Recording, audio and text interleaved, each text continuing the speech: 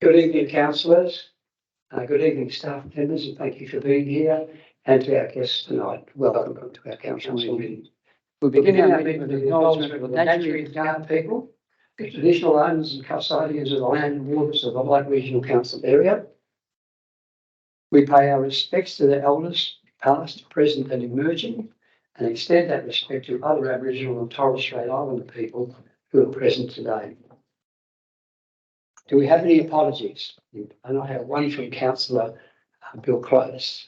He's probably still in Venice playing around with Vivaldi or one of those people over there, enjoying himself. And the note I got from him, that's exactly the case. Are there any other apologies? If not, we'll move on. There's no leave of absence and no non-attendance. The confirmation of previous minutes, the first one being the minutes of the confidential minutes of the ordinary council meeting held Tuesday, the 26th of September. I have a recommendation there. Would someone like to move that way? Thanks, Councillor Dean. Do we have a seconder? Thanks, Councillor Collin. Any comments or questions, councillors? If not, I'll put the recommendation. All those in favour? Those against? That's carried. Thanks, councillors.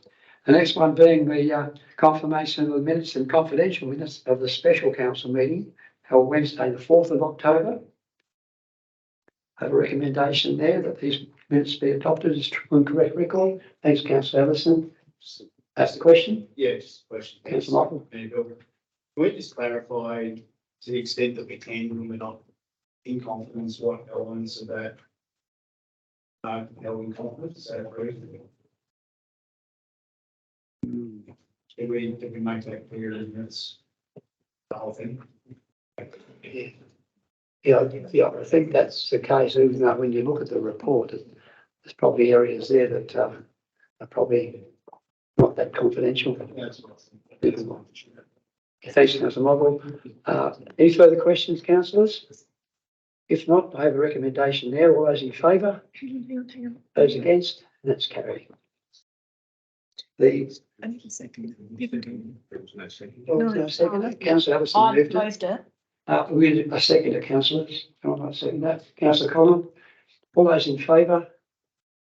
Those against? That's carried. Thanks, councillors. The third one being the special council meeting held Tuesday, the 10th of October. Someone like to move that? Thanks, Councillor Ellison. Someone like to second that? Thanks, Councillor Collin. All those in favour? Those against? That's carried. Thanks, councillors. You can see we've been very, very busy in the last month or so. We move on now to communications, and I've had a reasonably busy time of it all, and quite an enjoyable one in many aspects as well. I won't need to go into the matter that we've had the Planning Commission here, which I think is a real credit for our council to be able to speak to these people at that level. We've got the Commissioner. We also, yesterday, and congratulations to Pepper and her team as well, we had the Libraries Board of South Australia attend the library here in Kapunda, and they had some nice light march. And I must say we have the Director of South Australian Libraries amongst the guests and their chair. So this was a high-powered meeting and a tour of the library, which I were absolutely blown away by the extent of what's there and the future plans for that library. And I'm sure we've got some strong advocates now in the South Australian Libraries Board. So thanks, Pepper, and thanks to your team. The other one we had also the Planning Commission, and or the Boundary Commission, pardon me, and that was one I think was a little bit disappointing for our council point of view. I think we weren't told a great deal, and we had a meeting yesterday with the Barossa Mayor Bim Lange, Bim and CEO Martin McCarthy, and they're of exactly the same view as ourselves. Richard's gone to a lot of trouble, and he's put a submission in relation to where we're up to with all of this, and I think our council members have all seen a copy of that. It's an excellent synopsis of where we're up to with this boundary reform, and we just want to get on with it and have people make some decisions that they're being paid to make. And it's been a long 3 years of not knowing, and I think everyone's had enough. So it's time to move on. So hopefully we'll see something happen in that respect very soon. We have Tony Passon here too, MP for Barker, and I think forgetting the colours of ties, Tony Passon has been an excellent member. He's brought a lot of support to this council over the years, and we've got many funding opportunities through Tony. He was suggesting that not being in government, of course, now is a little more tricky, but there's certain things that he can still do. And one thing that I asked him with all my heart, that we've got to retain our hospital. We must do that. And we need advocacy everywhere we can possibly get that coming from. And he's made a statement that he would assist wherever he can. But we're under pressure as a region for our hospital to remain. And the region, generally speaking, is also because the health network are looking to save $17 million, and we're not a huge network, we're not a huge lot of medical facilities. So that 17 million's got to come from somewhere. And they look at places like Kapunda and look at the operating theatre and so forth. Once that's gone, that turns into a nursing home. So we've got to be careful, and Tanunda and Angerson have got exactly the same situation. So we're all trying to fight the same battle, but we'll see how we go. But Dr. Max Van Dissel, who's the principal of the medical facility here, Richard and myself met with Dr. Max. He's a wonderful man. He's he opened that clinic 35 years ago. He's just turning 65. He would like to retire, but he's the only obstetrician in the whole region. So he takes in the whole region. And even after our meeting down there, next day, he was delivering babies at the Court Hospital. So, all of this will be lost if we don't sort of stand up and make sure that we're being heard, that our health facilities must remain, must. He said to us categorically that his practice, and that's a big practice down there, is only worth the value of the real estate. They can't get doctors. There's a lot of things that are inhibiting, and we don't have the answers. It's not our in our portfolio, health matters and so forth. But once we get to understand, it becomes more than a health matter. It becomes a community matter, and our communities will demand that we do as much as we possibly can to retain these services. And if we don't, well, we won't be here after the next election. But I just thought I'd raise that with you to just keep it in your diary. We've got this problem. If anything comes up, keep us informed in every way you can. Also, Anlaby Station. What a fabulous place that is. And Richard and myself were invited out to the Women in War fashion parade.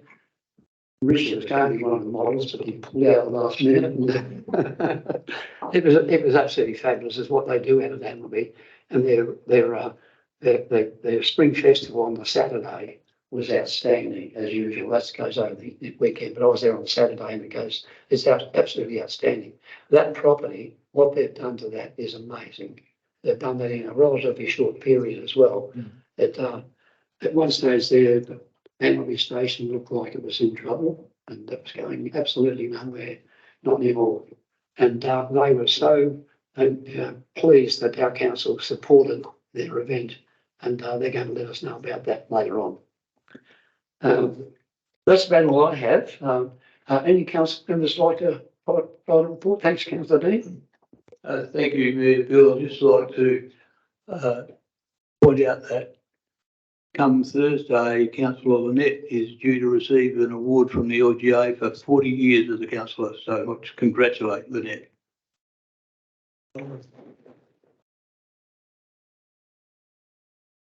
That's absolutely wonderful. Thanks, Councillor Dean. Yeah, well done. And I bet you read that planning report, every single word of it.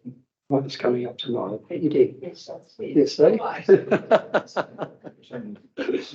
No, well done on that. I'm pleased I'm going to be there when that happens. Yes, we thought you would, but you are. Yeah, it's a wonderful achievement. It really is. It's outstanding. Good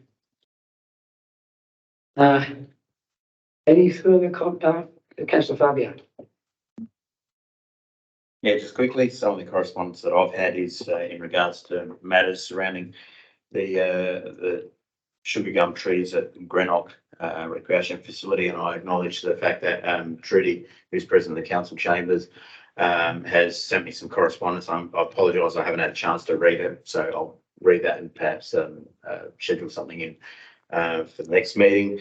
I had the pleasure of being asked by Councillor Dean to attend in his absence the KBA meeting last month or earlier this month, which also Tony Passon attended that, and it was basically Tony Passon, almost like a Tony Passon and Matthew Moe sort of question and answer sort of session. And it was well attended by a lot of the local business fraternity, and a lot of questions were asked, and it was a very positive vibe there. It was very good.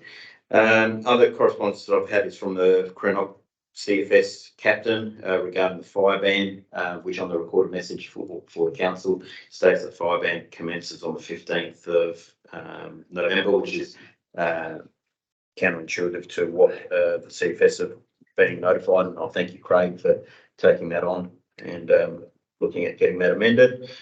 I've also had correspondence from another couple, husband and wife couple, that are looking at setting up a small business here in Kabunda, but obviously they've been informed that the $30,000 that would be required for the car parking fund is cost prohibitive to them, in the sense that they need to borrow money to get the business up and running, but obviously that $30,000 doesn't have intangible asset attached to it, so they're having all sorts of dramas with the bank there.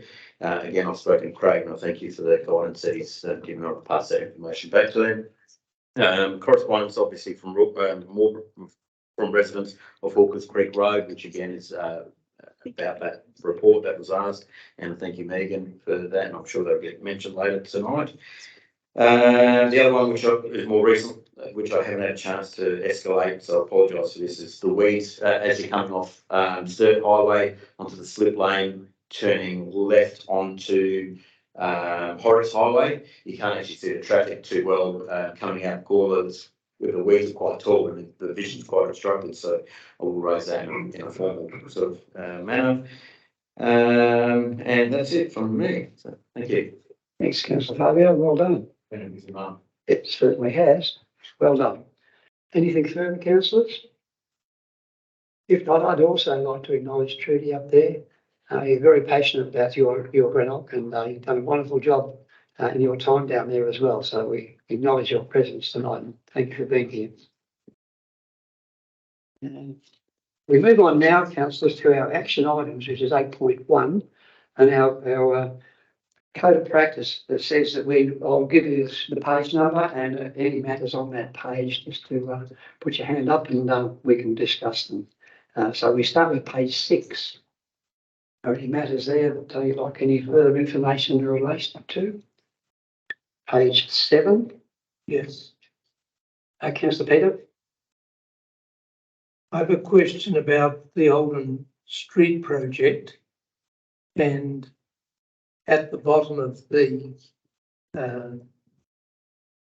advice, there's settlement of the remaining 2 allotments has been postponed again due to finance approval deadlines unable to be met. I wonder, can we hear some explanation of that? Thanks, Megan. Thank you. Through the chair, the 2 allotments, the finance has actually now fallen through. That's just in the last few days since we've updated the action items. So the allotments are now back on the market. Thank you, Megan. Anything further on page 7? If not, we move to page 8. I think page 8, page 9. Page 10. Oh, sorry, Councillor Michael. Question, Mayor Bill, Shaw Clarence, not here today. How are we going with the event strategy that is now being prepared by the staff?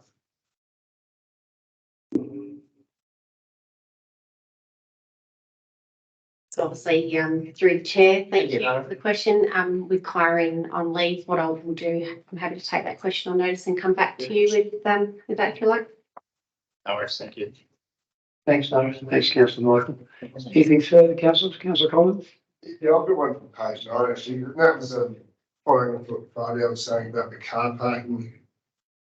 I see, it's ongoing and nothing's happening until November, but what happens in the meantime for the people if they want to? Can I give you a layman sort of version of what's been explained to me? Because I've had some difficulty with this car parking fund, and I've raised that at our pre-council meeting again, because I'm not just comprehending what it actually does.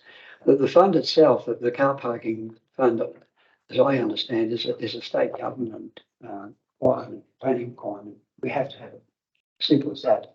What the planning department have done is tried to make that as smooth as possible under the circumstances. Perhaps I could ask maybe Craig to reiterate a bit on that. But that's the understanding I have, that it is an obligation on any planning matter, any business. You must have a commitment to car parking. Yeah, I understand that, Bill, but there is a question. You could have variation in the price. So at the moment, the price we're charging is very high. So it is a deterrent for people investing in the main street. As you see, there's a lot of shops missing a vacant, and it's a common theme that they don't want to pay. And the silly thing is, if you haven't changed land, you cop the fine. If you don't change land, you don't. So it's no retail. So we've had a shop open that's open as a wine bar, and they say the retail, so they don't have to pay. But then you get somebody who wants to be gymnasium and has to pay, so they're going to pay. So I'm just asking what we can do in the meantime if we're trying to encourage people to fill the shops. That's all. That's a fair question. Could you just add a bit more to my silly explanation? This is pretty broad. No, thank you, Mr. Mayor. Look, it's if I may just correct you, it's the fund that we have, just to pick up on that, it's a device. It's basically there. It was set up as an option. So really, in terms of the change of land use scenario, Councillor Ross has raised, it's a scenario where if someone is changing land use and there's a change in the parking requirement that runs with that, there's a need to either provide that additional car parking on site, or the fund provides an opportunity to contribute a dollar amount to that.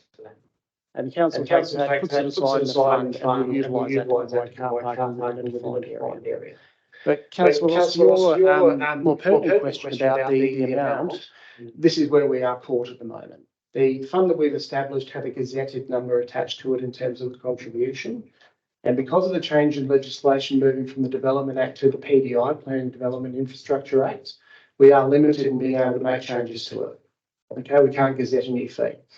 But what we did talk about and what we're waiting on is the process, or advice on the process from the state government to set up a new version of the offset scheme, which replaces. If council wishes to proceed down this path, setting up an offset scheme would replace the fund that we have now. And council could look to alternate the amount in there in terms of the contribution within that process, and also how far it applies. So you could potentially conceivably establish one not just for Kapunda, but for other townships. Okay. But I think we're touching on, if I may, planning and planning control, and there may be other devices under the economic development process that council can look at in the space as well. And we'll look to touch on those in a further report when we have a bit more information about our process. Like an offset scheme of some description. Well, the offset scheme is one mechanism, but there can be one. We have to explore what that looks like in terms of opportunities. It is a broader and I'm told, superior example of ways of establishing this type of system compared to the limited version that was established under the Development Act. I think Councillor Collins' point out is pretty clear. We've got to start to do something, because we are going to lose these opportunities if we don't at least have something in the pipeline. This is what we're going to do. Unfortunately, we've got a few hurdles we're going to jump over to get to it. We need to be very clear on that. And it hasn't been to me clear, and that's why my explanation was pretty ordinary. But and we're the ones that have got to tell the visit operators, give them a message. The question was, what do we do until? So you're saying there's nothing we can do until it's changed. We can't change the fund, the legacy fund. There's nothing we can do. So we're just going to have to drive down and see 3 shops with 4 lease on it, and 2 of them aren't going to get leased because they don't want the car parking fund is prohibitive. Unless car parking can be provided on site, councillor Ross, we're limited in what we can do. That's not. Yeah, thanks, Craig. Obviously, it's something that's going to be a touchy subject for a while. Councillor Martin. So just to pick up Mayor Bill, thank you. So if we have, I do sort of follow Craig's line of reasoning about the changeover from the Development Act to the PDI Act and what that sort of means for local government, although not across the car parking. But one thing that we do still retain control over is rates.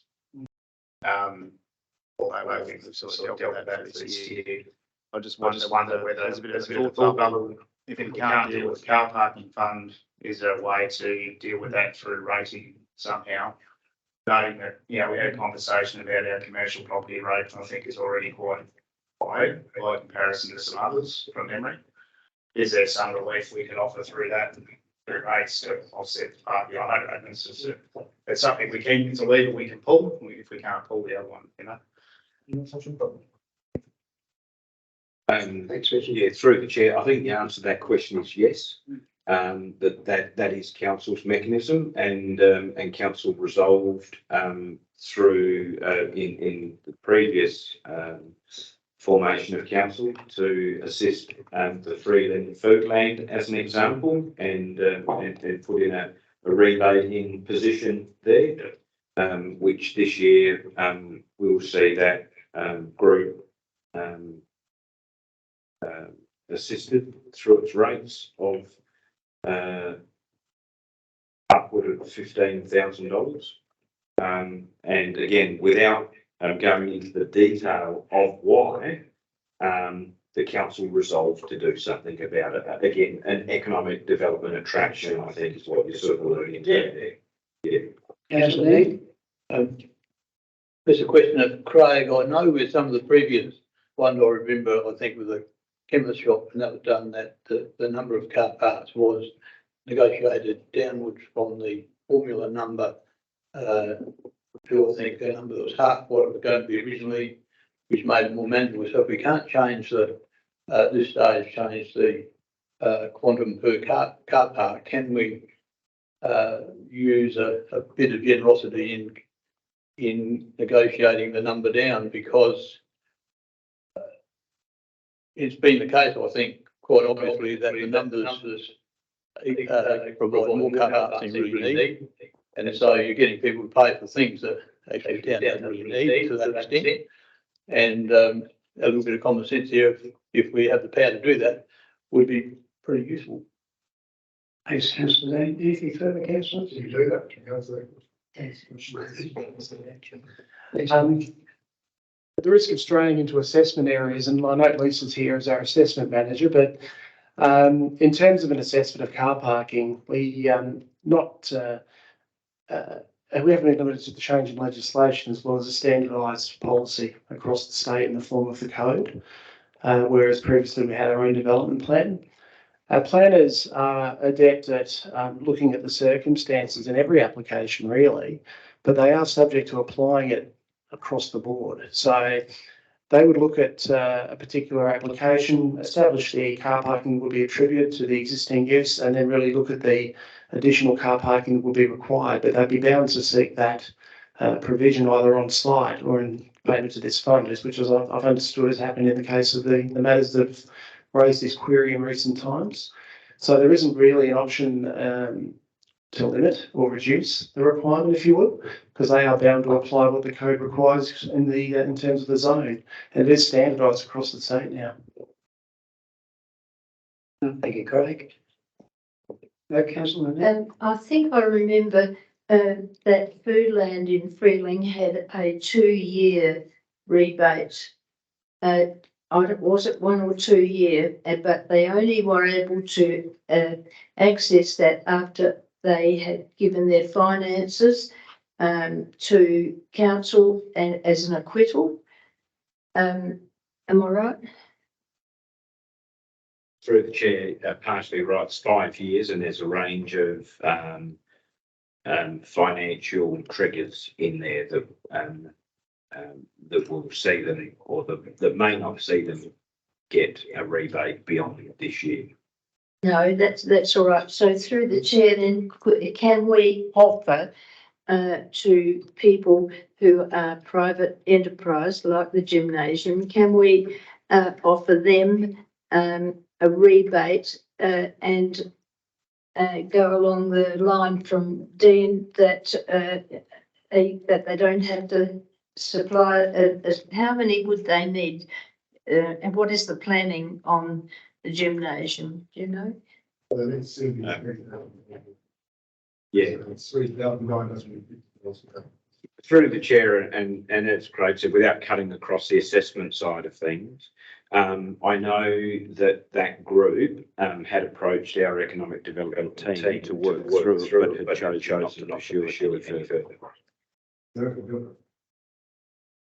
They chose not to pursue it at that time. So, I mean, what we need to be very clear on is that there are two components here. One is the assessment side. And from council's point of view here, we don't cut across that. We allow that to occur. We might know what it is, and as an example, if that assessment side required a $20,000 payment into a fund, council could then consider that the $20,000 might be rebated through rates or some other economic stimulus that it could provide the developer or the applicant. But the bottom line is the applicant needs to engage with council, and that's what Kyron's role would normally be. I'm only saying this because Lara probably might not be aware of this, but so it is important that the person goes through that process. So they did, but then they make their own commercial decision as to whether they wish to take it any further. So so that does occur, and those quite often occur in parallel. Thank you, Richard. Anything further, Councillor Fargo? Just through the chair, quickly, for Craig, the money that is paid towards this car park fund, is that held by our council, or is it held in the state government purse? So through the chair, it's held by council. Yeah, and it's held in the council it applies to a designated area. So there's only one at this point. It applies to a part of the Kapunda Main Street, and funds from development in that space would be collected in that and used to provide car parking elsewhere within that space. Thank you, Craig. Anything further, councillors?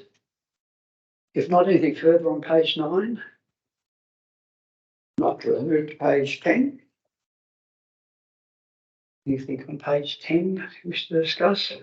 And page 11. If not, we can move on. Recommendations from committees, we don't have any, and the infrastructure sustainability reports we don't have at this point. I think they've been superseded.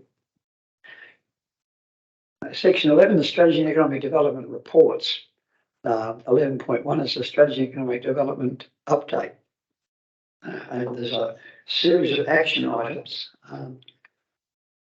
How would you like me to deal with this, Craig? Do you want to talk to your report, or would you like us just to look at the page number and pull anything out that our councillors may like to discuss? Through the chair, Mr. Mayor, if I may, I'll just start with a comment. The action items list there is the one that was, it just completes the items that were considered at the last committee meeting, the Strategy and Environment Committee, or Strategy and Economic Development, I should say. So that's really just to close out those items that were left over. The table that follows is based on the one that's Infrastructure and Environment Department led with at the September meeting, and just captures a number of active items with a bit of an update. And I'm happy to take questions in relation to those. There is a little bit of overlap with some of the action items earlier in the agenda, I would say. Just to provide a complete picture. Yeah, as the example, the car park offset. Yeah. So is that clear, councillors? There's questions on any of these matters here that have come up in the Strategy and Economic Development initiatives. Any questions, anyone? Thanks, Councillor Michael. Thanks, Mayor Bill. So just beyond what I don't recall the last meeting specifically which meeting it was where we last talked about the railway precinct in Kapunda. But just noting that there's discussions have since occurred with Viterra, the Honourable Penny Pratt MP and DIT Are those updates worth sharing with the council, or are they updates that have already been shared with us? Well, they're not something that's happened in the last month, or Similar to what's in the action on. it's exactly the same? Yeah, okay, thanks. Yes, I've captured them just for completeness. myself and Corin had the opportunity to have a meeting with Penny Brand MP, and we went through all of these things to get her advocacy on most of them. And she was, fairly surprised that we're to the level we are in some of these matters. So hopefully she'll advocate on our behalf and we put in any submissions at any time. So thanks for the question. Anything further, councillors? Councillor Fabio? Yeah, I know that on the second page of the Strategy and Economic Development Initiatives, the first item there is 32 Railway Terrace, the old Railway Hotel. Property is presently on the market. I noticed that on realestate.com, they were looking for expressions of interest by close of business and they had a closure date. That advert has now been amended, so just it's got expressions of interest with no closure date. So which would suggest that they didn't receive any or sufficient expressions of interest. Do we have any understanding as to how many expressions of interest they did actually receive within that first period of advertising? I don't think we do at this point, but unofficially I heard some good news, but I don't know exactly the extent of that good news. Okay. Just that there was some very strong interest in the property. Would the council be able to share that when it does come to fruition? Oh, certainly. Certainly. I don't know much more than that.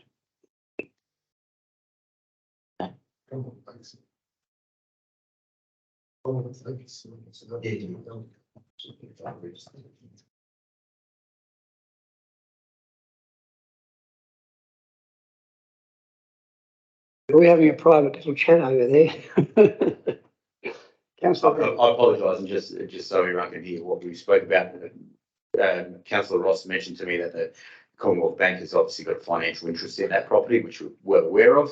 And I just mentioned to Councillor Ross that I believe that we should have also got an interest in that, seeing that it is our road that is currently closed off to facilitate the steadying up of that building. So obviously residents would like to know what stage they can access that section of road again.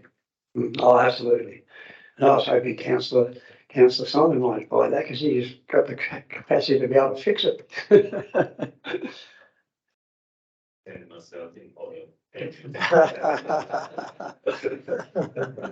Well said. Councillor Lynn? Just on the Freeling East Code Amendment, I've called in at the farm centre this afternoon and spoke to some of the people that were there objecting to as it's part of their common consultation. And they all seem to be on the same page. They didn't care about the land that's by the cemetery, but they didn't want the farming land, the primary production land, to be gone into with housing. And the ladies that were there made it quite clear that they bought their house on Fiddlewood Drive because they wanted to live in the country. And now they're being landed with this other, and they will object, and we're objecting. That consultation period stops on the 5th of December, so they've all got plenty of time. I was just surprised at the amount of people that came, and they're also coming on Friday. That man is going to have another consultation session. So I just thought everybody ought to know if the feelings are there.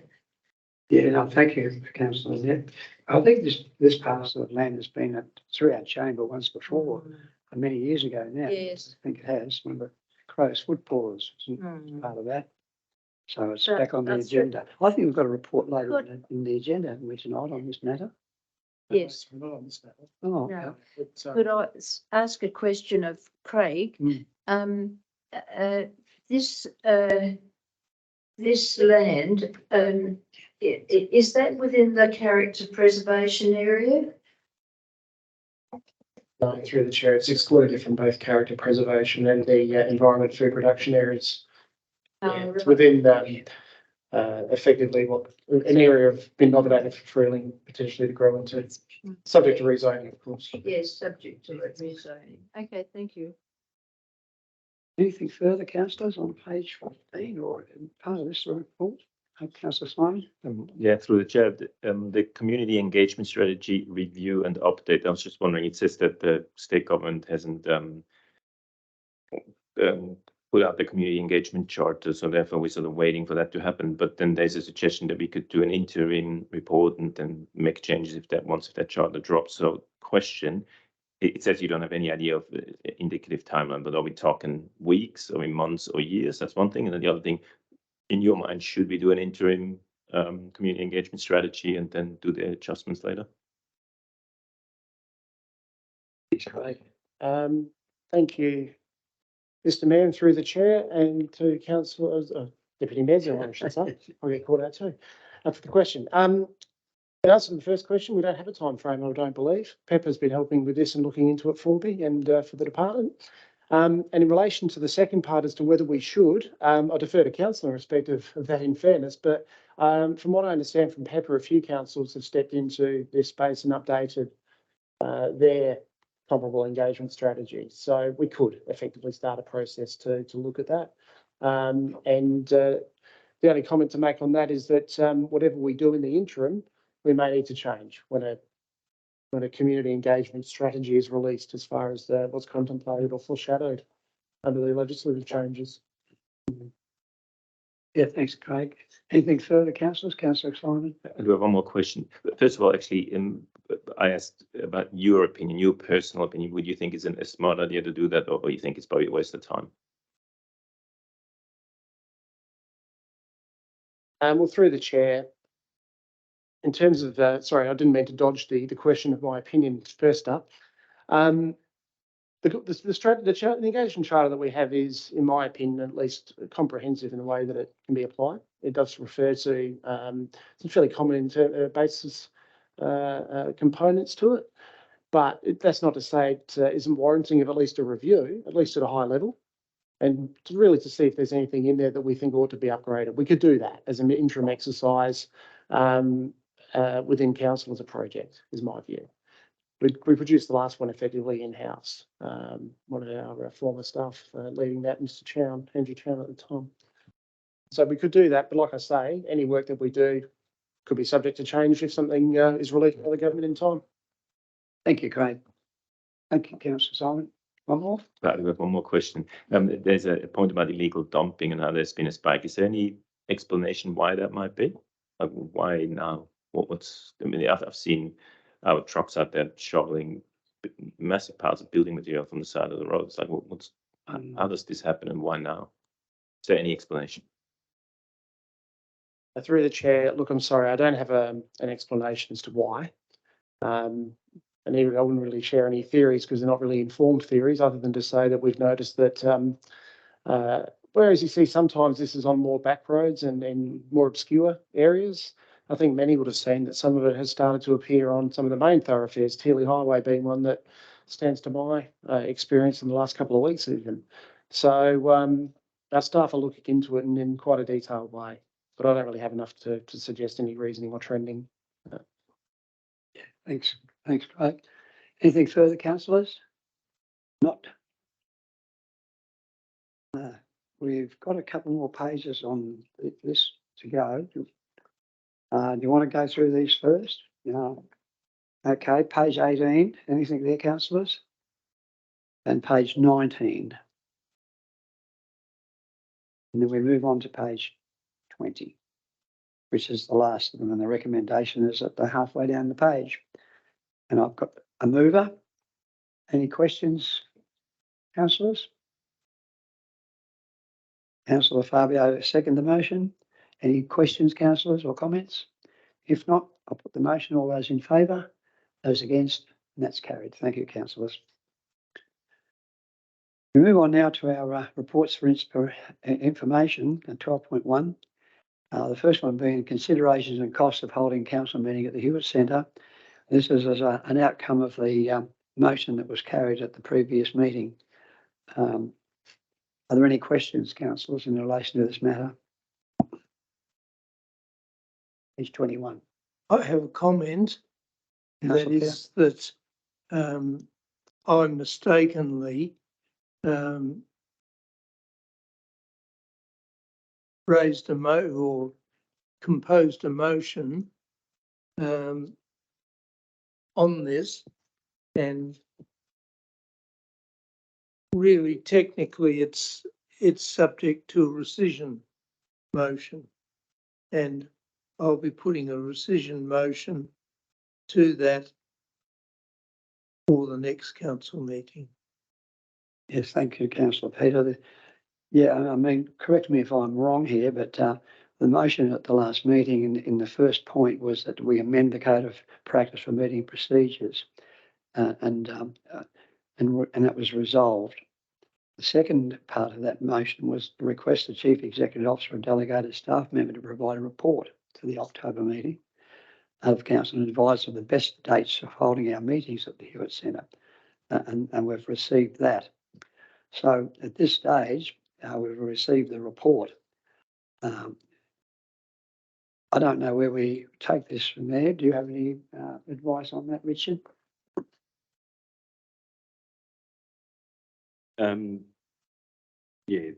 Through the chair, the only advice that I would have is that we have given some indicative dates that may be best suited to our council. Should we host meetings away from this location, and that should we or should the elected members consider that they are appropriate, a motion without notice to formalise them, either as a group or at least one, would probably be ideal for us to move forward with that. We've left it quite flexible, so it will be for elected members to consider that. Yes, thank you. I'd just like to comment. Sorry, Councillor Dean. There's looking at the first part of that motion, in response to what Councillor Peter has said, the alternative location to the Hewitt Centre could be here. In other words, this motion as it is gives us a fair bit of flexibility. The intention is to have it at Hewitt Centre, but it says to be held at least 3 times starting at the Hewitt Centre unless otherwise resolved by council, an alternative location, alternative to Hewitt. And here is alternative to Hewitt. Councillor Michael? Did you want to speak first, Mayor Bill? Did you wanted to say something, or are you happy for me to speak? I'm happy for you to speak. So I'm a little bit confused about where this discussion's going. So when I read the motion was carried that we were going to hold at least 3 meetings in the next 12 months at the Hewitt Centre. That's the proposition, unless there's a motion that says we're going to do something else. So my read of this as it stands right now is in the next 3 months, council has resolved to hold 3 meetings at the Hewitt Centre. Now, you can question whether or not we should have got the report first. I think maybe that's what this conversation's trying to get its head around. Yep. But we've already resolved to do it. So I'm not sure what the rescission motion contemplates, if it intends to withdraw that resolution to hold the 3 meetings at the Hewitt Centre. But I guess the comment I would make is that option 1, as presented here, contemplates an additional cost of about $750 per meeting, if I'm not mistaken, without the need to hire more sophisticated audio visual equipment. So if that's the case, because initially I thought it was the 8,000, I don't see what the big deal is. That's all I've got to say for now. So there's no real need to move a motion on this other than to select an option. Is that right? Yeah. Well, just so we can lock the dates in, because we'll advertise those more. yeah, I'm a little bit confused in some respects. I think what we should have had was a report first, like you rightly say, It was hard to make this decision now in retrospect that we've got a report, and the report clearly outlines the total costs of doing what we've suggested we would do. We made that decision without knowing that, and we could be looking up to 10 grand to hold a meeting at Hewitt under what the report states. Councillor Dean. If you'll, I just have a question, looking at the quotation given, the people going, setting up the more expensive option, which would give us a quality equivalent to here, includes airfares and accommodation from Sydney. Is that because there's no one in Adelaide who can do that? Because if it is, that's a bit surprising. You're questioning the report itself, Councillor? No, I was just asking whether there was a cheaper alternative closer than Sydney, and would appear from what Richard's nodding of the head is that there's none. Well, that's, I guess, what we've got to come to terms with, Council. We've got a purpose-built council chamber with microphones that we've fought very hard and long to obtain. We've got a capacity to beam our meetings out to our residents if they want. We've got the capacity to have our staff members on Teams. We can do all of that. And we're prepared to, 3 times a year, overlook that and go back a step, and not just a small step, a giant step, to go back to where we started. And that's with nothing, with a roving microphone. I don't know if it makes sense, but that's just a view. Councillor Simon? Yes, if I may, through the chair. First of all, I wanted to point out the same thing that Councillor Dean pointed out, the 8,000 includes all the air travel, but it's really hard for me to believe that you couldn't find anyone locally that could do that. But the other point, though, is that I sort of look, roughly back of the envelope type calculations, that if we would do this 3 times a year, let's say we spend 30 grand on this, for that sort of money, we could easily buy a system like that and permanently install it in the Hewitt Centre. So in any case, the renting option would just be silly. So if we're going down the track to spend that sort of money to enable us to have meetings in Hewitt, which I think is a great idea, then we might as well just buy a system, have it permanently installed in the Hewitt Centre, which then gives the Hewitt Centre a higher value. Probably can hire it out better. We can probably do other things in there better, because that's like an investment, like an investment in an existing infrastructure that we own. So I think that's definitely the way to go, instead of hiring it. Flying people over from Sydney just seems silly. The report talks about more than just the equipment, though, as well. It talks about staff matters as well, and their time, and all those costs that have got to be included. But these are minimal compared to it's the AV hire that's 8 grand, and the rest is a few $100 here and there. Like if it costs $1,000 to have the meetings done there, I think that's This is well worth it. ratepayers' money we're talking about. Yeah, $1,000, yes. Spending it pretty easily. Councillor Collins? Yeah, I agree with what you said, Bill, but it's too late. This is a resolution, so, but it does say 3 meetings in the next 12 months, and this turns out to be no one attending and a waste of time. But I do agree with you. I think it's a waste of money, but the problem is it's been passed, so you're just going to have to accommodate it, and we're going to have to do it because I know. it was 8 to 1 on the vote. So We can rescind a motion. yeah, Motion so can be so rescinded. it doesn't really, regardless of what you say, we have to implement what was passed. Don't we? Not if we rescind the motion. Was there someone rescinding the motion, right? Well, we could. If that's the will of the chamber, that's the council's decision. Kerry, would you like to try and perhaps put a bit of clarity around that? I'm only a bush lawyer. Thank you, and through the chair. I think that was the intention that councillor Peter has spoken about. However, a motion to revoke is actually needed to be received as a motion in writing, and so would need to be presented 7 clear days before the next council meeting in writing, and then that would go into the agenda. So that advice has been provided to councillor Peter. Thanks, Kerry. That makes sense. Well, that's where we're up to, I guess, councillors. We can. Councillor Michael? Just to clear this up, I guess, the audio visual thing's the quote's a bit extravagant, you know, hiring a laptop, we've got laptops, you know, the joystick thing, they don't need it. Anyway, so I think, yeah, there could be a sharper pencil taken perhaps to the $8,000, but I think we're getting caught up in that anyway, right? So one of the options that's presented doesn't have half any of this stuff, and it still meets, as I understand the report from the staff, that still meets our obligations. You know, and we're doing this 3 times per year. So on that basis, the additional cost is marginal under option 1. So my intention would be, however we do this, is to move a motion that to accept the dates proposed and proceed with option 1. And whether I do that now or whether it's part of the motions without notice, I'm not sure where we're at with that from a governance perspective, but I feel like that's a decision we need to make. So, yeah, I think Councillor Dean had his hand up also.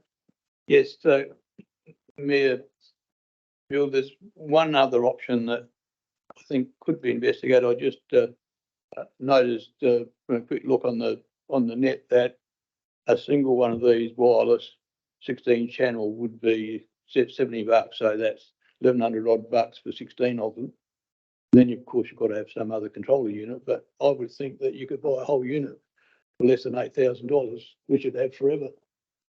And that's an investigation that perhaps if it hasn't happened, should happen. I'll pass over to Richard. Thank you, Mayor Bill. Look, I think the notion here is that the elected members have wished to dip their toes in the water, so to speak, over the next 12 months. What we've provided is some costings there, which would which in administration view would provide the same level of service and experience that elected members have here at Kapunda. The other one is very much something that we could make work. The dates that we've chosen are probably dates that may not necessarily, and I say that, may not necessarily be our biggest meetings, or so we haven't gone, oh, let's have our June meeting where we would do the budget at Hewitt. And I think, you know, I think we've probably not too far off the mark there. There is a little bit of cost, but I agree it's a modest cost and a cost that will enable us to take our meetings further from Kapunda to the community. So in looking at those 3 meetings, it's probably not a bad proposition to go, let's see what those meetings look like.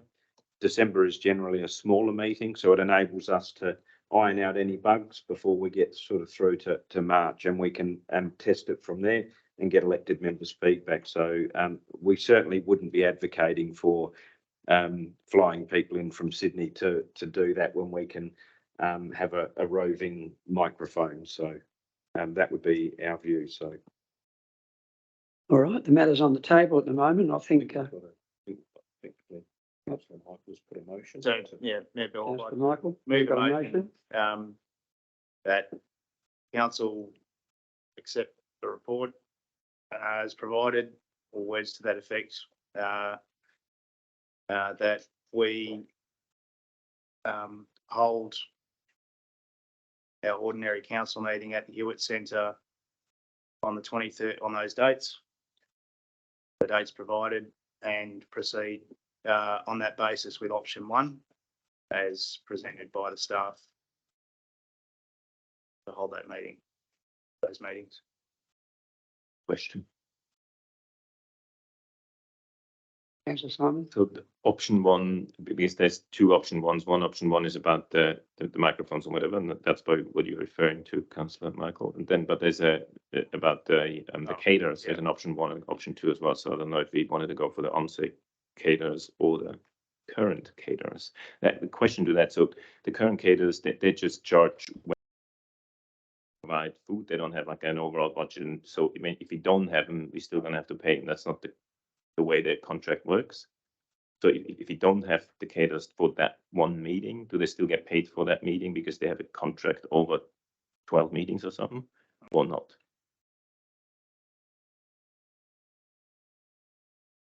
For 12 meetings, so we would pay for food that we don't get if we don't have them. Yeah, it's our option. Yeah. I believe so. I could certainly clarify that, but that's my understanding. Our view there was that whether that is provided here or there wasn't going to make any difference. So we've really just excluded that to say that, you know, we would normally have supper provided at the meeting. So Councillor Dean?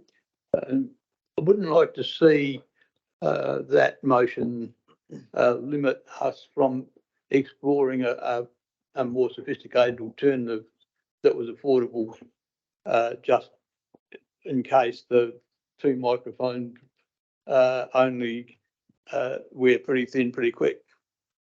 And I certainly would like to see a wireless system similar to this investigated in terms of whether we can achieve an easy to operate one at a reasonable price.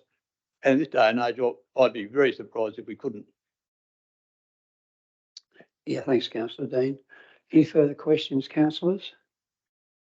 If not, I have a motion. I'll probably just need to respond to the Deputy Mayor's clarification on the motion. I'm somewhat indifferent to the catering option. It would seem to me wasteful to not just proceed with the current caterers if we're going to be paying them for a service we're not using. So it's option 1 for both. Yep. Thanks.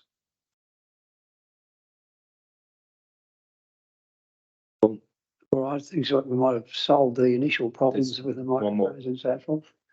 One more question. One more question in relation to Councillor Dean's comment. So should we add another point saying we should investigate a better audio system that could be purchased for whatever, like the way Councillor Dean sort of said it, or we're just going to do that anyway? leave it at the operation. We'll investigate it. All right, we have a motion on the table. Have we got that up on the board there? Yep, that's there. I have a mover of that motion. Do I have a seconder of that motion? I have a seconder. Would anyone like to speak for the motion? Or we're all spoken out? Anyone to speak against the motion? I think we're all spoken out there as well. So I'll put the motion. All those in favour? Those against? The motion is lost.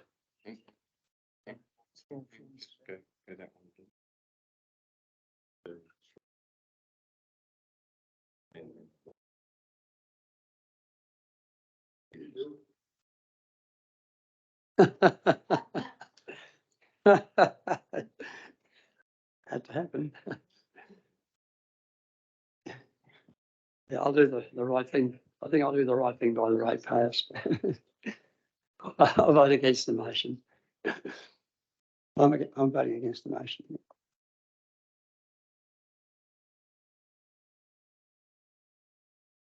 No.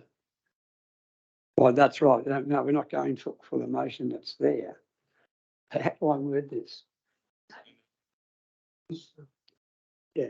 We've got a mover, we've got a second, we'll put it to the vote. Okay. It's for it or against it. You have the casting vote.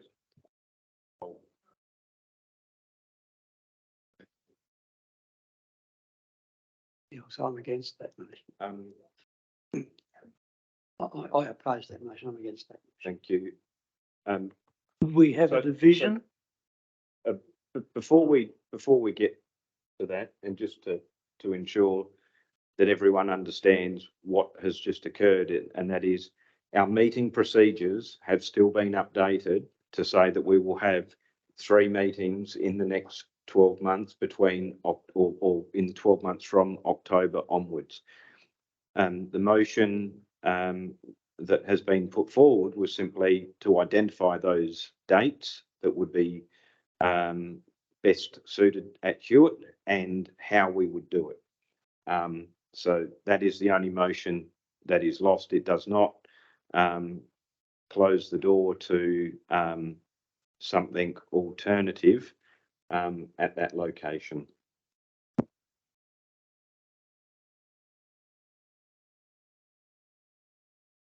This has been lost. We're just making sure. Just making sure, right. you're clear that this is going to come back and affect different days. I'm opposed to what we're talking about, not just.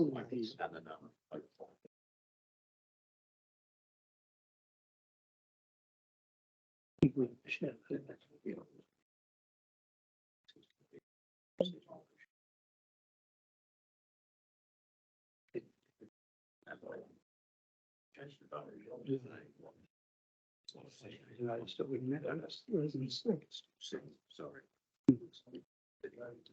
But our basic procedures are better. Myopic.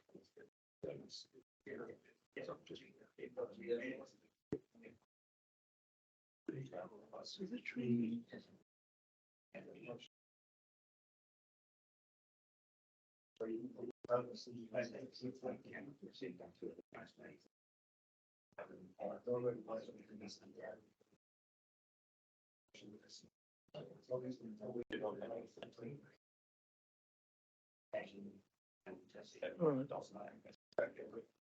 I'm still a little bit confused about voting against that. What did I actually?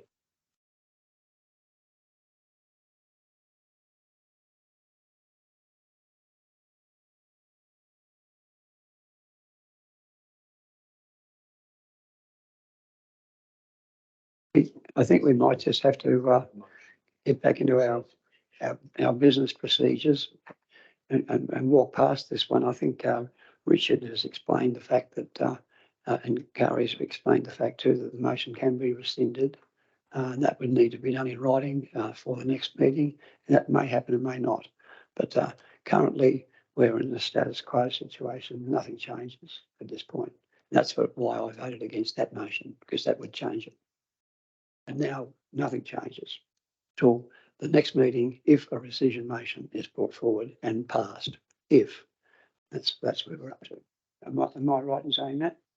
Yeah. Okay. Everyone comfortable with that, councillors? Does it make sense? Okay. Cool. Okay, councillors, let's move on.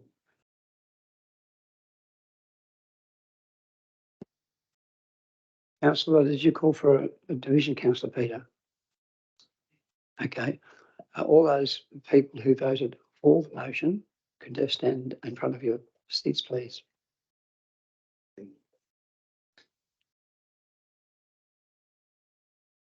No, I voted against it.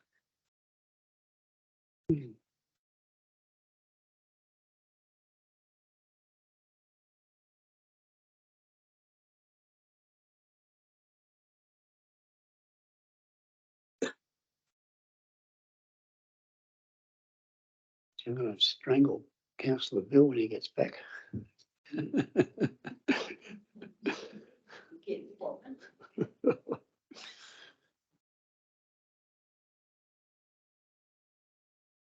Excuse me. No, it doesn't. That's exactly what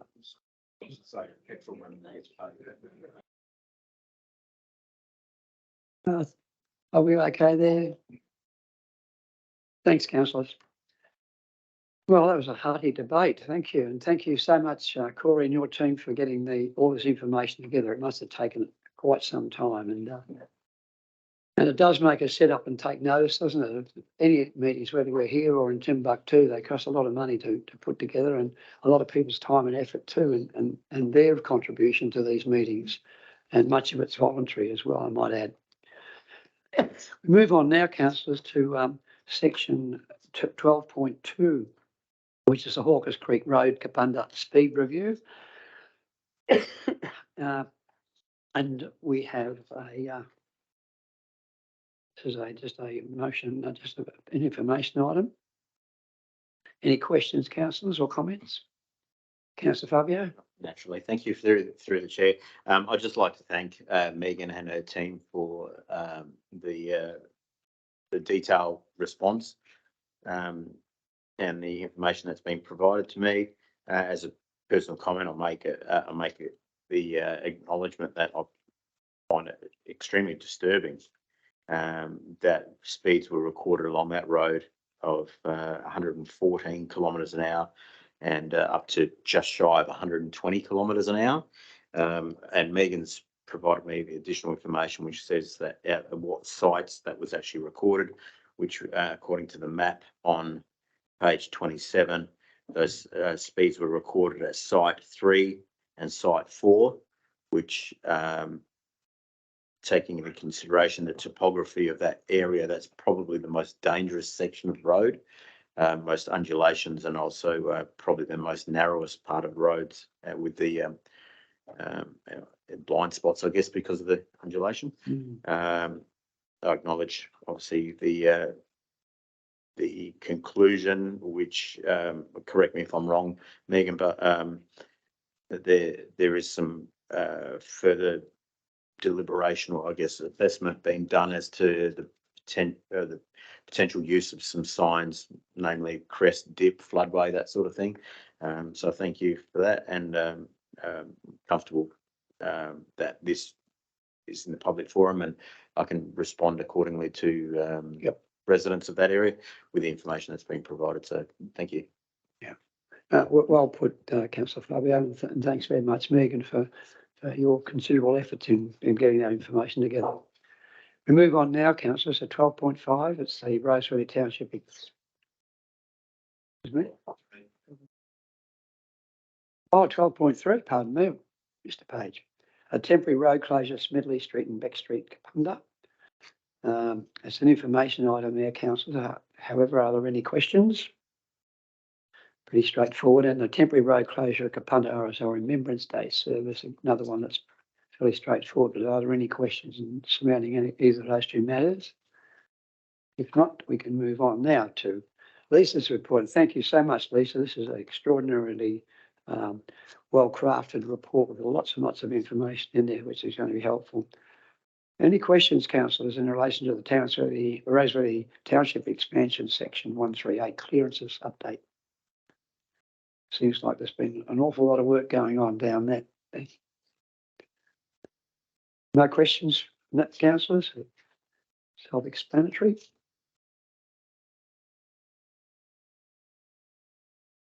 We move on now to our reports for decision 13.1. And thank you again, Lisa, for your report. We have a recommendation in there.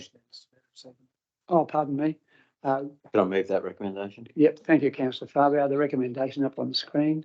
I'll have a mover that the reports for information be received and so forth. Thanks, Councillor Michael. All those in favour? Those against? Those who are playing with their iPads? Gotcha. Motion's carried. I'm going to pay for that. I'm going to pay for that. Oh dear. Councillors, we move on now to on the top of my head, the 13.1, the Heritage Incentive Scheme Round 1 funding submissions. And thank you again, Lisa, for that. There's a recommendation about halfway down the page. Are there any questions or comments, councillors? If not, would someone like to move that recommendation? Councillor Michael and Councillor Peter. No questions or comments, councillors? All those in favour? Those against? And that's carried. Thanks, councillors.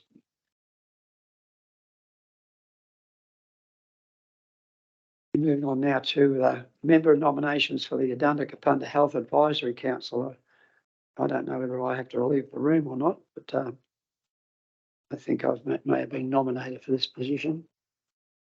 There's a recommendation at the bottom of the page. Are there any nominees for this position? I'd nominate Mayor Bill. Thank you, Councillor He's Daniel. been on that job and is passionate about the hospital, and I commend him on attending those meetings because I was on there for a while. Well, look, I'm very happy to continue, councillors, but I'm also mindful that sometimes it's nice to change down to pass the baton. Passing the baton.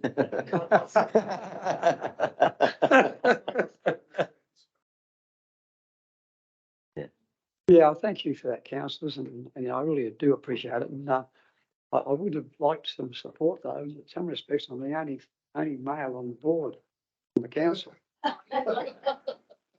Geez, those meetings get tiring, particularly near the end. You think you're finished and you ain't. It goes another 10 minutes and another 10 minutes. But no, I hope I did explain earlier, the situation we find ourselves in with our health services. So we've really got to, do what we can do, and being on this is somewhat something. At least I can bring things back to our council as well, that where we might be able to assist. So thank you for your confidence. Appreciate that.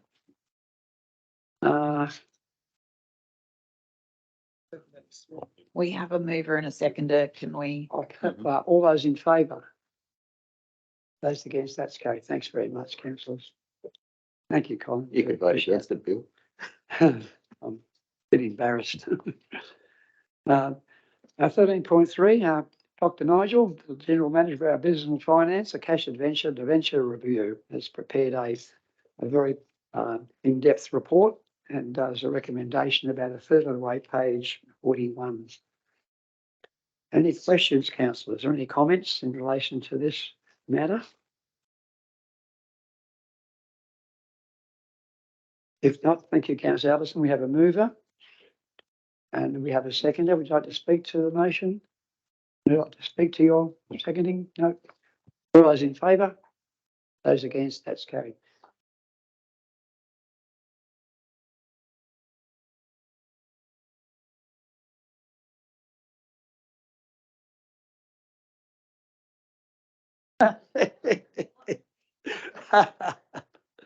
Yeah.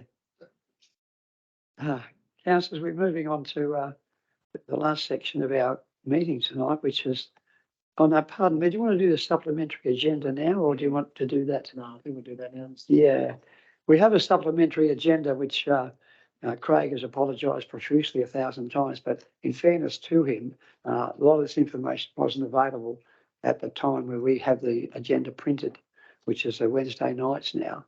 So it wasn't available then.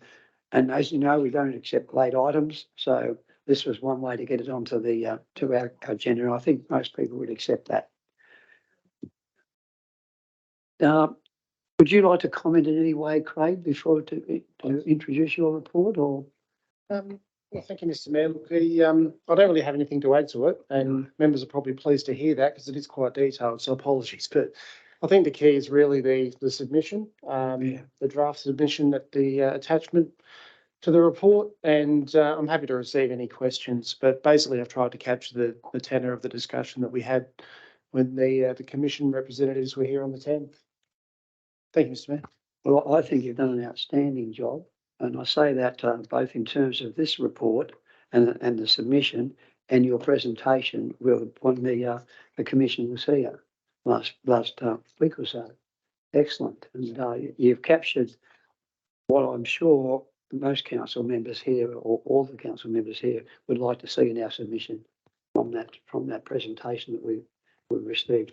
It's hard yards, isn't it? It's the Planning Act is not a simple sort of document. It's something you really got to think about, and I think you have done an excellent job, and I can fundamentally understand a fair bit of this, which so it must be pretty clearly written. So thank you. Mr. Mayor. If I may, I should also thank some of my colleagues who assisted with the writing of the submission and putting a few key ideas forward. So Kynan, who's in the gallery, Simon and Lisa, also key contributors to framing the message, if you will, that we're suggesting.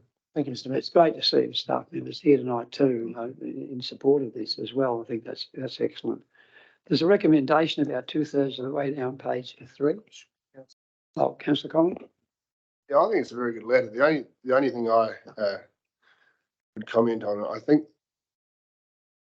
I would have liked maybe more emphasis put on that we're behind in what's been delivered. So it's very good looking at what the future is going to be, but I think we're already behind. So I just thought maybe something could have been said in that, but that might be a bit hard to say, but I'm not sure. But that was the only suggestion I'd make with that letter. Oh, thanks, Councillor Collins. That's a pretty good suggestion. it could be added. Yeah, we could have a comment to that effect. I mean, the third part of the agenda, sorry, the recommendation suggests minor edits, so. Well, if the elected members accept that, that what Councillor Collins just mentioned there, we can add that into the submission. Certainly not going to hurt. Yeah, I think it's very well, it covers everything, it's just. Behind. Yeah, well, that's the whole idea of bringing it to the council. So if there is something that they could strengthen it, let's do it. So we're comfortable with that. Do we need a motion on that basis, or are we just a consensus?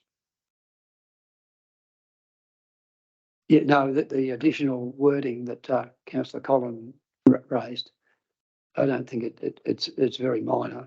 Yeah. You comfortable with that, councillors? We take. Yep. I'll add it, Great. that's fine. Yep. I'll add it to number 3. We can utilise number 3 this month. Thank you. Fantastic. All right, the recommendation's up there, council. Would someone like to move that way? Councillor Dean, Councillor Collins. Any further comments?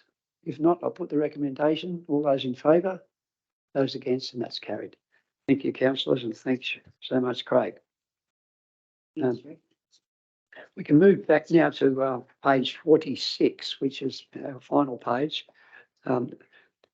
Questions on notice, we don't have any of those. Questions without notice, do we have any questions without notice? None of those. Councillor. Oh, Councillor Ellison, sorry, my apology. That's right, thank you. Through the chair, maybe just a question to go to Megan, just in relation on our bus tour. I pointed out a few areas on the end of Clancy Road to Ward Belt Road to Wingate Road, and signage, which I noticed on the weekend still hasn't been updated. I noticed they've taken down the gravel road sign and put some coloured bunting around it, but they haven't taken the pole out. And there's a stop sign now on the end of Wingate Road, but no white line, so I don't know where you stop. But you have to almost go out because of the green. It probably needs a good slashing. If the gardeners go down there to have a bit of a look, you've almost got to go right out into the road to be able to see left or right. And then back to the corner of Clancy, the zebra thing, as I call it, is missing there, and then probably the signs to say that Clancy Road's on the left, you still can't see that, so it's still quite dangerous. Just looking for an update on that, please. Thanks, Councillor Ellison. Through the chair, I've actually just approved a traffic management plan for that area with all the signage, just to make sure that the staff captured what we discussed. So I'm happy to share that with you if you like. Thanks, Megan. Thanks, Councillor Ellison. Any further questions without notice? Councillor Fabio? I'm not entirely sure whether this is a question or what, or perhaps we could structure it into a question, but just following on from that late correspondence that I had earlier today in regards to the build-up of weeds at the exit ramp of Sturt Highway, intersection of Horrocks Highway. If we could, and I know it's just a procedural matter, probably just a matter of getting around to it, but could we just put some focus on that, please? Yep, thanks, Councillor Fabio. It might be a case that we've just got a notified dip, so. That's right. Yeah, thank you. No, thank you for that, Councillor Fabio. Any further questions without notice, councillors? If not, no motions on notice, we don't have any of those. And motions without notice, we don't have any of those at this point. Oh, Councillor Michael. Thanks, Mayor Bill. So I had the opportunity to, which I did share with elected members and Richard and Megan over email. I had the opportunity to visit College Road last week, and we've sort of talked about College Road a couple of times in the chamber, and we've obtained some reports from the staff earlier this year. But there's no escaping the fact that the roads continue to deteriorate to the west of Krieg Road, in particular, further to the west of Dulles Road down towards Motherwell Road. And there's a section in particular on the Roseworthy bound side that is probably looking a little bit desperate. So my concerns are that, and I can see that the council has been undertaking reactive maintenance to the road. My concern with that is twofold. I guess one concern is that this section of road, for whatever reason, and it is what it is becoming an ongoing liability for the council by way of maintenance. It's becoming an ongoing liability in respect of community concern and feedback and reputationally. And the second issue is that, with harvest sort of commencing, it's likely that the heavy vehicle movements are going to increase, and that's going to put more pressure on the pavement, and it's most likely going to make it worse. So my proposed, and I do apologise that this is a motion without notice. It's not by design. It's just that I hadn't had the opportunity to get out there until the last couple of days. So my motion without notice would be that council. So there's two parts to this. One is I think we need to urgently undertake more substantial repairs to College Road as soon as possible in the area that I've described generally. The second piece is I think we need to understand what is required to correct whatever the issue is that's contributing to this problem. So if it's a problem with the subgrade, if it's a problem with the seal, if it's a problem with drainage, it's a problem with whatever. I think we need to get our heads around that, and we need to get our heads around what it's going to cost and deal with it, so that we're not dealing with it in a reactive way every year.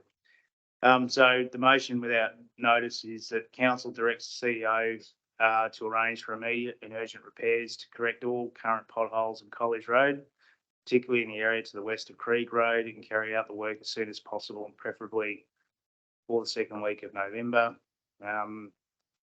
2, directs the CEO or his delegate to prepare a report on the options and cost to permanently correct the pavement issues on College Road, generally between Krieg and Road and Motherwell Road, including consideration of drainage, subgrade stabilisation, subgrade repair and seal reconstruction. This report is to be provided to council at our January 2024 meeting. And I've given some anecdotal views that don't need to be in the motion about, some various options around that based on my own experience. So that's so just to summarise, my view is we need to do something quite urgently before the traffic movements increase, and there's already some issues there that are quite desperate. But we're going to have to accept that we're going to potentially have to deal with this issue from a funding perspective, and in order to do that, we need to get a report before we go into our budgeting process, and try and deal with it before we get to this point again next year. Yeah, thank you so much, Councillor Michael. That was a very good synopsis too, and it's a great recommendation, because that road is extremely important to us. But they're reaping canola already. They're reaping. Should we think about trying to get something done before January? There's going to be a November. There's two. Should I respond? So it's two parts, Councillor Lynette. So the first part is emergent repair. Yeah. To fix it temporarily. Get it straight away. And then there's a longer term, a medium term priority is to okay, what do we actually do so we don't have to do that. Yeah. I think Alison. Just further to that, yes, because I've been getting quite a few phone calls, and Sure. Thanks to Councillor Michael for working with me on that, and then his expertise. I drove down that road quite frequent, and I've got to drive in the middle of the road, so that means I'm crossing over onto the other side, or my little car would be up for new tyres on a regular basis. But here nor there. But I'd just like to add to that, because I've had a few phone calls about Gartrell Road as well, on the maintenance or the resheeting that we did on Gartrell Road last year when I only first came onto council. It was something new for me, and I've had a few people speak to me about the repairs are now lifting as well with the heavy traffic and once again, the grain trucks that are coming from Malala Mm. over to Roseworthy, and I'll watch them on a regular basis. Mm. That's starting to lift. So I'm wondering whether we could add into that motion to have a look at Gartrell Road as well, and what's happening there, because that's only going to happen, and then we're in the same boat as we were less than 12 months ago. So call for a report on Gartrell. Yes, so I'd like to call for a report. Yeah, you happy with that, Yeah. councillor? We just add that. I'm happy with that. Yep. Yeah. Thank you. We had a third point. Just cool. Okay. All right. Yep. That'll fit. Thanks, councillor Allison. That makes a lot of sense. Well, councillors, is there any questions in relation to this matter? Oh, councillor Simon. Yes, Sorry. Chair, when we had our catch-up with CEO catch-up, we would also have raised the same sort of issue. And as I understood it, our CEO said that we had some contractors already engaged. They're going to do that sort of work. Is that correct? It's partly correct, but I'll let Megan speak to it. Thank you, through the chair. Yes, we do have some contractors engaged to do some repair works. We have a consultant engaged to do investigative works, because we're trying to ascertain the actual root of the problem so we can fix it properly, not just patch. I think in the next week or so, you'll see a deflector graph going over the road, so we can ascertain a little bit more and get that information exactly where and what needs to be done. Will that include Gartrell Street too? What's happening? That wasn't planned for Gartrell Street. No. Could they extend their We can work to speak with that, our consultant. you know, to meet the requirement? Yeah, no, thanks, Megan. That'd be good. Councillor Simon? If I can add to that, so those contractors that possibly are engaged, when would they be showing up, and are they going to exacerbate the problem by blocking the roads and then all the trucks can't get through there anymore? Or is it just like a quick in and out thing? And what timing? Because the farmers I talk to, they start reaping now. Like it's not like in 2 weeks, it's now. Through the chair, I understand where you're referring to, so it's a very good question. What I'll do is I'll speak with the contractors through our staff and see if we can get a program that might suit what's actually happening out on the road with the harvest. Thank you, Megan. Further questions, councillor? So just further to that, I think if the question you're asking is what type of work is being undertaken, the work that's being undertaken would be consistent with the motion. In other words, there is a temporary repair, and then there has to be a longer term issue. What we're trying to make sure is that we're not going to waste any money. We're trying to be as efficient with it as we can. But the key thing is testing of the road, which is a machine that will do the testing to give us the confidence that the pavement is strong, and that it's only a top layer issue. If we understand that, then we can understand what our repair will be. Thank you, Richard. That's well explained. Further questions or comments? I only have a mover. I need a second of this motion. Councillor Collins? Megan, when we roll these roads, are we just using the roller code behind a tractor, or we've got a vibrating roller? Like, is that, because I was talking to someone who thinks they know what they're talking about, and they're saying the road compaction, the only way to get it done properly is with a designated roller rather than a tow behind.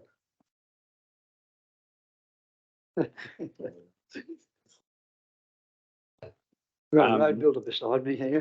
The answer to that question is yes and no. And the bottom line is that we currently use a tow behind roller behind all our graders. And with that roller, we are achieving the appropriate compaction of all of the layers that we are constructing. So in other words, we are achieving the same outcomes as what a vibrating roller would. So every layer of road that we're building is being tested.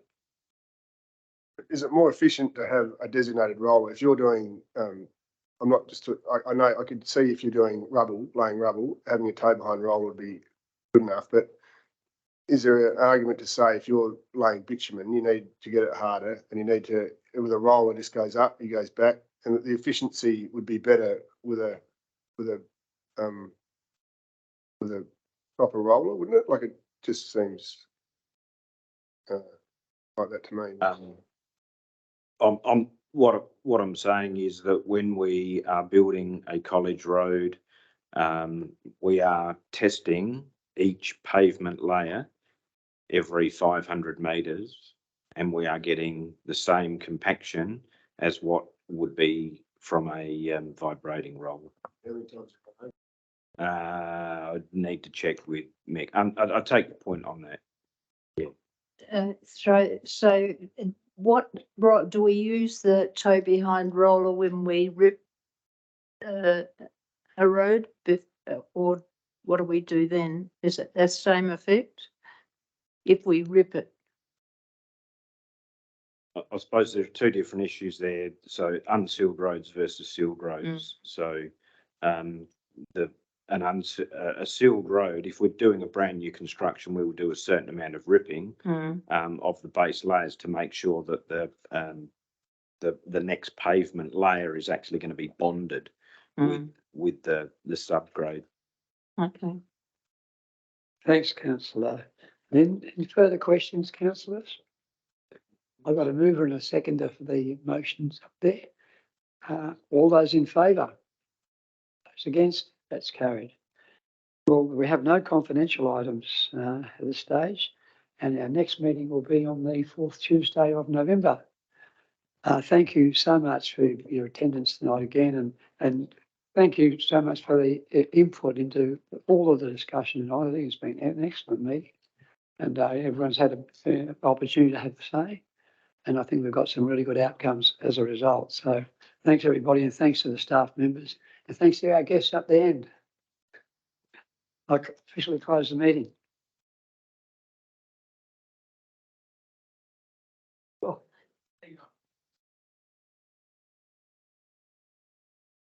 Yeah.